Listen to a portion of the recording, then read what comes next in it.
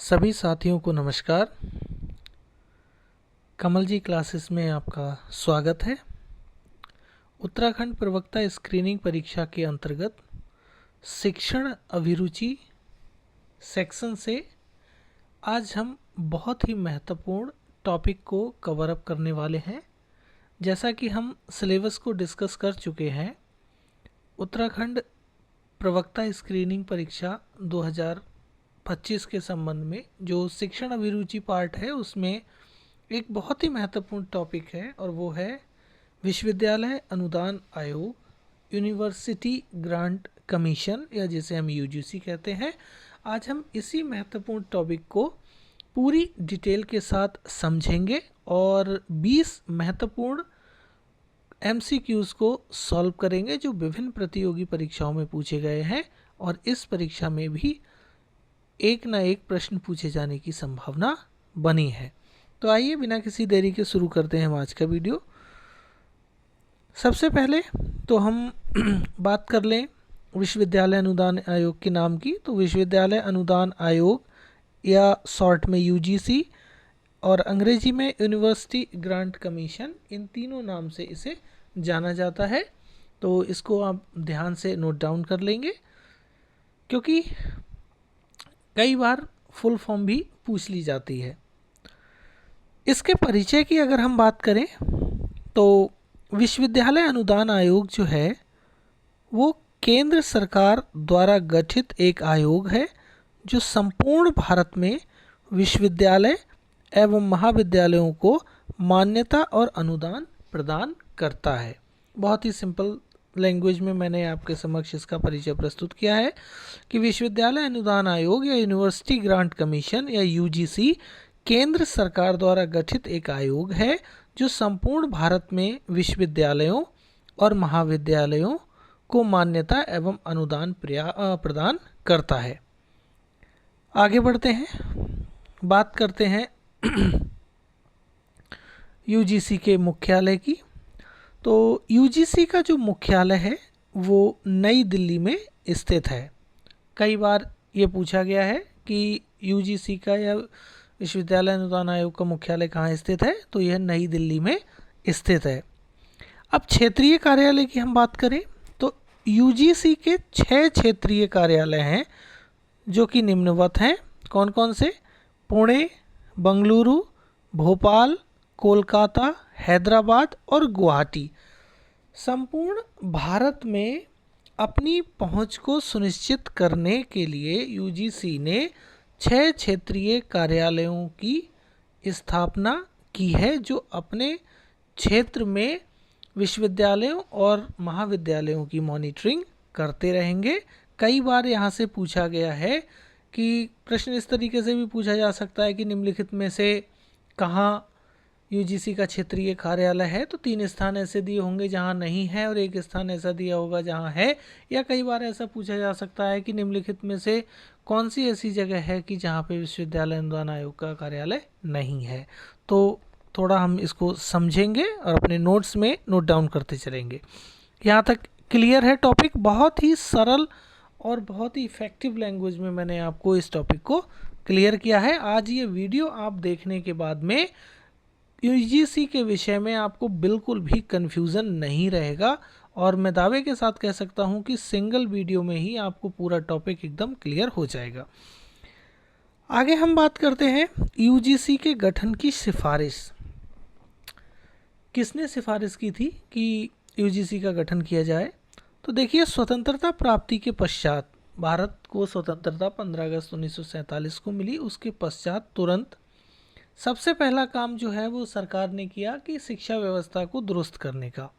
तो 1948 में गठित डॉक्टर सर्वपल्ली राधाकृष्णन की अध्यक्षता में विश्वविद्यालय शिक्षा आयोग या हम जिसे राधाकृष्णन आयोग के नाम से जानते हैं, इसका गठन किया और इस आयोग ने 1949 में अपनी रिपोर्ट जो है वो सरकार के समक्ष प्रस्तुत की और उस रिपोर्ट में विश्वविद्यालय अनुदान आयोग या यूजीसी के गठन का सुझाव दिया गया था। तो यह प्रश्न भी कई बार पूछा गया है कि निम्नलिखित में से किसने विश्वविद्यालय अनुदान आयोग के गठन का सुझाव या सिफारिश की, तो वहाँ हमारा आंसर रहेगा राधाकृष्णन आयोग। आगे हम बात करते हैं, यहाँ तक क्लियर हो गया होगा। यूजीसी का गठन, अब सिफारिश तो हो गई, अब यूजीसी का गठन कब हुआ इसकी हम बात कर लें।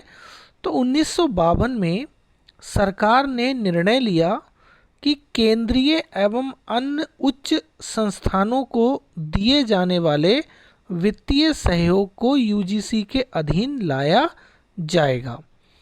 यानी सरकार ने निर्णय लिया कि 1952 ईस्वी में जब सरकार ने निर्णय लिया कि केंद्रीय या फिर अन्य उच्च शिक्षण संस्थान जितने भी हैं उनको दिया जाने वाला जो वित्तीय सहयोग है उसको यूजीसी के अधीन लाया जाए, मतलब एक इसकी नियामक संस्था बना दी जाए जो पूरी तरीके से मॉनिटरिंग कर सरकार को रिपोर्ट सौंपे। सरकार सीधे उसमें इन्वॉल्व रहना नहीं चाहती थी।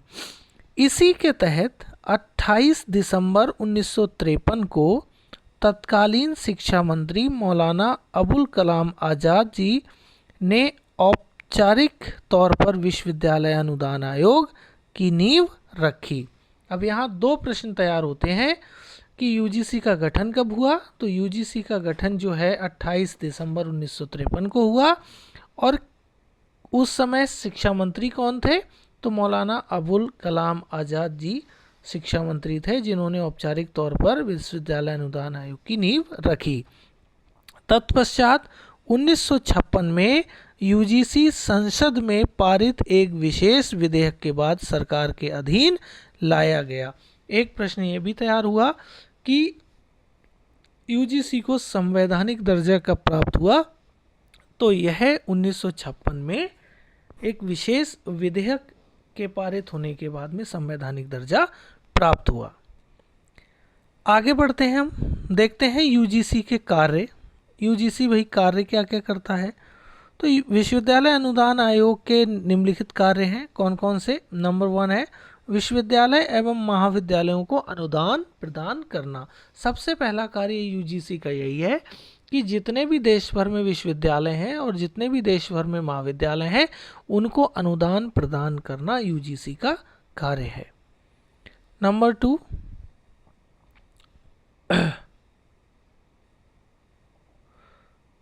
दूसरा कार्य जो है वो है विश्वविद्यालय एवं महाविद्यालयों में शोध अनुसंधान नवाचार के प्रयास को बढ़ावा देना।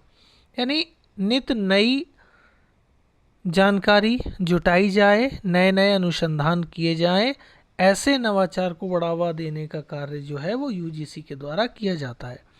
तीसरा, भारत में शिक्षा व्यवस्था को नियंत्रित करना, यह भी विश्वविद्यालय अनुदान आयोग का कार्य है।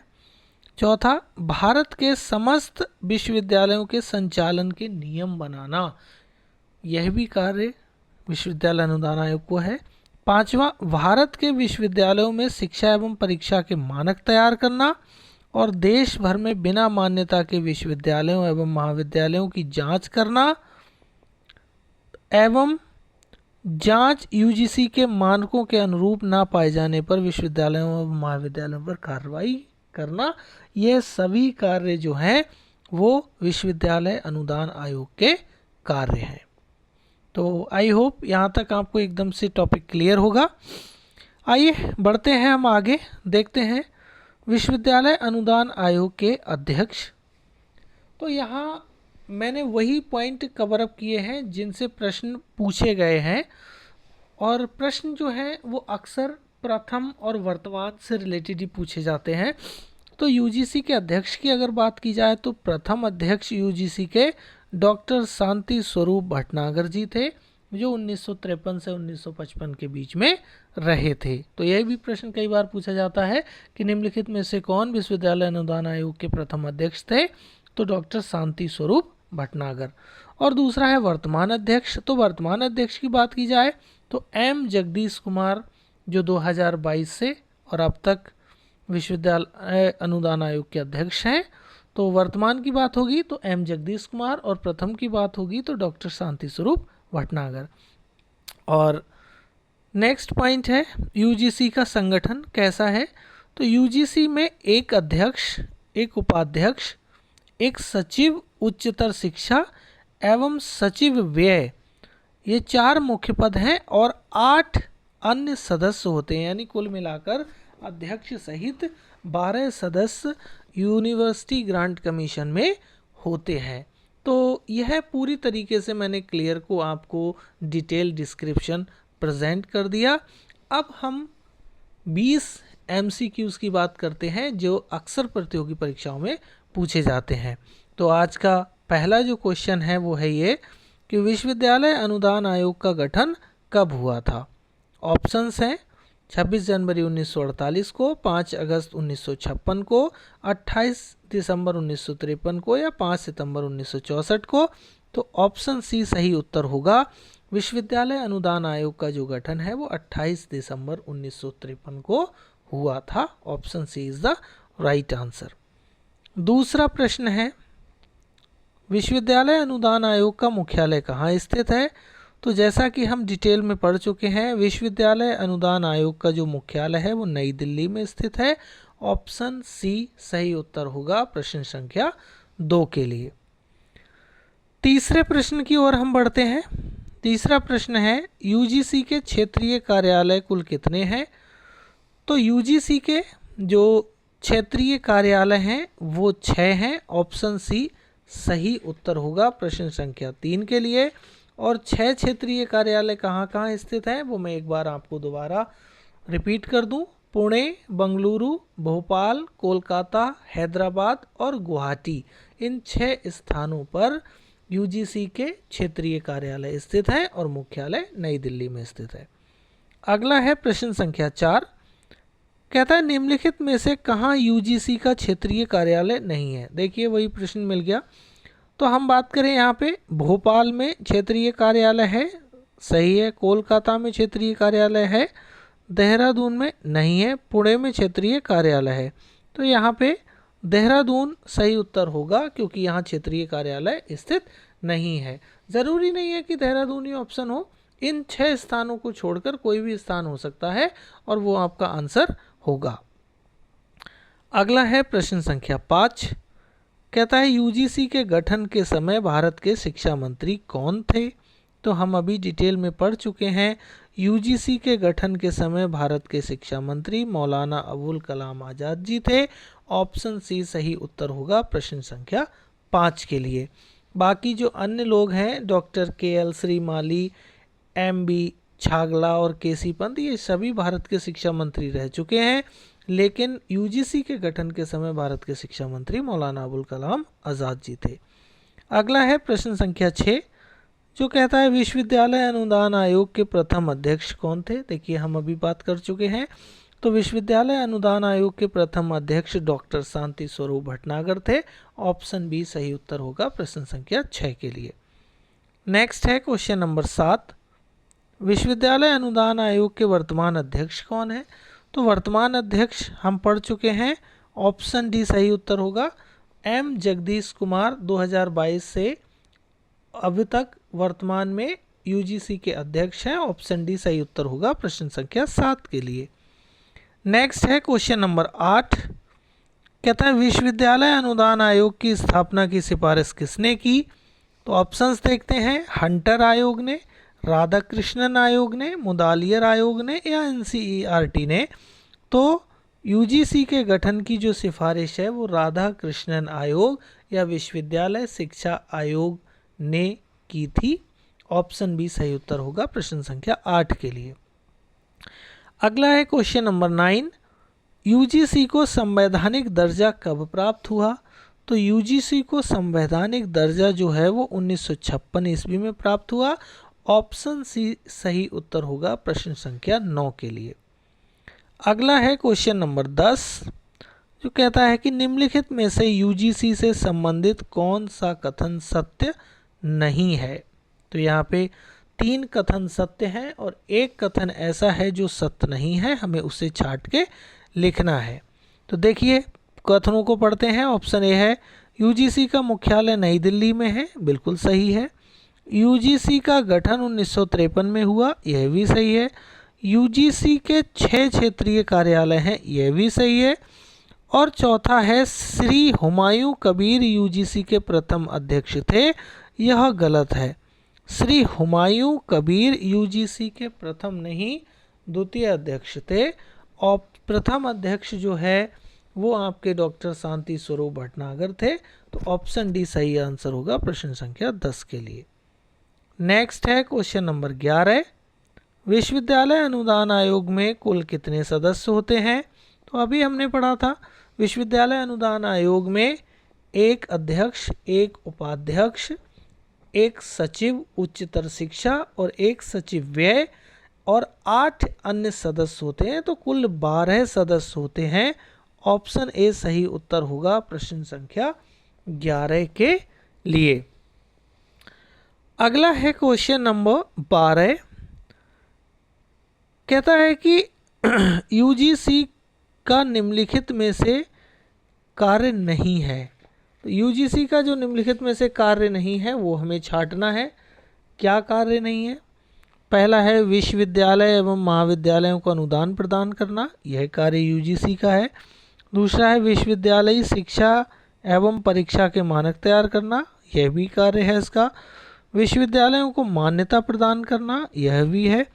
प्राथमिक एवं माध्यमिक शिक्षा को विनियमित करना, यह कार्य विश्वविद्यालय अनुदान आयोग का नहीं है। विश्वविद्यालय अनुदान आयोग का संबंध उच्च शिक्षा से है, प्राथमिक एवं माध्यमिक शिक्षा से नहीं। ऑप्शन डी सही उत्तर होगा प्रश्न संख्या 12 के लिए। अगला है क्वेश्चन नंबर 13, जो कि बहुत ही महत्वपूर्ण प्रश्न है। राष्ट्रीय मूल्यांकन एवं प्रत्यायन परिषद, जिसको NAAC यानी NAAC कहते हैं, फुल फॉर्म इसकी रहेगी national assessment and accreditation council. यह भी इसकी फुल फॉर्म कई बार पूछी जा चुकी है कि what is the full form of NAAC। तो कहेंगे हम national assessment and accreditation council. इसकी स्थापना यूजीसी के द्वारा कब की गई? तो NAAC की जो स्थापना है यूजीसी के द्वारा, वो आपकी की गई थी 1994 में। ऑप्शन सी सही उत्तर होगा प्रश्न संख्या 13 के लिए। यहाँ मैं NAAC के विषय में थोड़ी सी आपको जानकारी प्रदान कर दूं। राष्ट्रीय मूल्यांकन एवं प्रत्यायन परिषद देश के विश्वविद्यालयों और महाविद्यालयों के प्रदर्शन का मूल्यांकन करने के लिए सितंबर 1994 में यूजीसी के द्वारा इसकी स्थापना की गई थी, और इसका मुख्यालय जो है वो बंगलौर में स्थित है। यह विश्वविद्यालयों एवं कॉलेजों का शैक्षणिक प्रदर्शन, infrastructure, faculty, research, governance, student support एवं अन्य मानदंडों के आधार पर मूल्यांकन करता है, यानी संस्थाओं का मूल्यांकन करता है और संस्थानों को ग्रेड प्रदान करता है। A++ ग्रेड जो है वो उत्कृष्ट माना जाता है। तो ये नया क्वेश्चन है। क्वेश्चन तो पुराना ही है लेकिन इम्पॉर्टेंट है और कई बार पूछा गया है, इसको आप ध्यान रखेंगे। नेक्स्ट है क्वेश्चन नंबर 14, कहता है मानित विश्वविद्यालय या डीम्ड यूनिवर्सिटी का दर्जा पाने के लिए आवेदन करने वाली संस्था कम से कम कितने समय से अस्तित्व में होनी चाहिए? तो यह कम से कम अस्तित्व में जो होनी चाहिए वो 20 वर्षों से अस्तित्व में होनी चाहिए। ऑप्शन सी सही उत्तर होगा प्रश्न संख्या 14 के लिए। डीम्ड यूनिवर्सिटी को हम हिंदी में मानित विश्वविद्यालय कहते हैं, और यह वो विश्वविद्यालय होते हैं जो अपने उत्कृष्ट प्रदर्शन के आधार पर पूर्ण विश्वविद्यालय का दर्जा प्राप्त कर लेते हैं। नेक्स्ट है क्वेश्चन नंबर 15, निम्नलिखित में से कौन सी यूजीसी की जिम्मेदारी नहीं है? तो यहाँ हम नहीं शब्द पे फोकस करेंगे। देखते हैं, पहला, उच्च शिक्षा की गुणवत्ता को विनियमित करना, यह जिम्मेदारी तो यूजीसी की है। उच्च शिक्षा संस्थानों में अनुशासन बनाए रखना, यह कार्य नहीं है। संकाय की अनुसंधान परियोजनाओं को निधि प्रदान करना, यह कार्य भी यूजीसी का है। और विश्वविद्यालय के मॉडल पाठ्यक्रम का सुझाव देना, यह भी है। तो शिक्षण संस्थानों में अनुशासन बनाए रखना यह जिम्मेदारी यूजीसी की नहीं है, बाकी की अन्य जिम्मेदारियां यूजीसी की हैं। तो ऑप्शन बी सही उत्तर होगा प्रश्न संख्या 15 का। नेक्स्ट है क्वेश्चन नंबर 16, कहता है भारत की क्रियाशील अर्थव्यवस्था के लिए ट्रांस डिसिप्लिनरी रिसर्च योजना यानी जिसे हम स्ट्राइड कहते हैं को यूजीसी ने कब मंजूरी प्रदान की थी? तो इसको जो मंजूरी प्रदान की थी वो की थी आपकी 2019 में। ऑप्शन बी सही उत्तर होगा प्रश्न संख्या 16 के लिए।